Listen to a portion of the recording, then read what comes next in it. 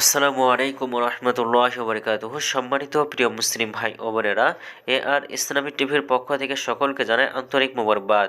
আজকে আপনাদের মাঝে আলোচনা করব নামাজের পাঁচ ওয়াক্ত সময়সূচি, তাহাজ্জুদ সেহরির শেষ সময়, ইফতারির শেষ সময়, নামাজের নিষিদ্ধ ওয়াক্তসমূহ, সূর্যোদয় সূর্যাস্তের সময়সূচি এবং প্রত্যেকটা জেলা বিভাগের নামাজের সময়সূচি সম্পর্কে।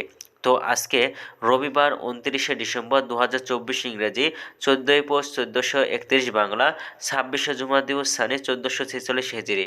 ঢাকা এবং তার পার্শ্ববর্তী এলাকার নামাজের সময়সূচি তুলে ধরছি।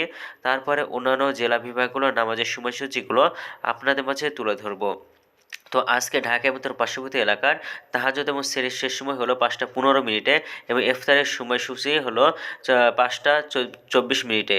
আজকে ফজরের নামাজের রক্ত শুরু হবে 5টা 19 মিনিটে এবং শেষ হবে 6টা 39 মিনিটে। জোহরের নামাজের রক্ত শুরু হবে 12টা 1 মিনিটে, শেষ হবে 3টা 44 মিনিটে।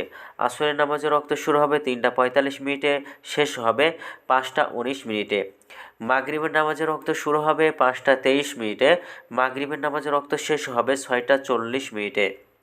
সর্বশেষ এশার নামাজের রক্ত শুরু হবে 6টা 41 মিনিটে এবং শেষ হবে 5টা 14 মিনিটে। এখন আলোচনা করব নামাজের নিষিদ্ধ ওয়াক্ত সময় সম্পর্কে। তো প্রথমত হলো সূর্যোদয়ের সময় সকাল 6টা 40 থেকে নিয়ে 6টা 53 পর্যন্ত। দ্বিতীয়ত দুপুর 11টা 57 থেকে নিয়ে 12টা 2 পর্যন্ত।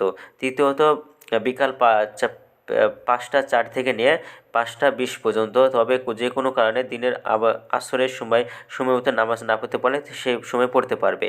তো আজকে সূর্যাস্ত যাবে 5টা 21 মিনিট এবং আজকে সূর্যোদয় হবে 6টা 39 মিনিটে। এগুলো ঢাকার মধ্যে পার্শ্ববর্তী এলাকার নামাজের সময়সূচি। এখন আলোচনা করব বিভাগীয় শহরের জন্য উল্লেখিত সময়ের সঙ্গে যেসব বিভাগের সময় যোগ বিয়োগ করবে তা হলো অর্থাৎ বিয়োগ করবে চট্টগ্রামে 5 মিনিট এবং সিলেটে 6 মিনিট কম করবে। ঢাকার মধ্যে পার্শ্ববর্তী এলাকার নামাজের সময়সূচি থেকে চট্টগ্রামে 5 মিনিট এবং সিলেটে 6 মিনিট কম করে গণনা করবেন, তাহলেই হবে। এবং যোগ করবেন খুলনাতে 3 মিনিট, রাজশাহীতে 7 মিনিট, রংপুরে 8 মিনিট, বরিশালে 1 মিনিট যোগ করবেন ঢাকার মধ্যে পার্শ্ববর্তী এলাকার নামাজের সময়সূচি থেকে।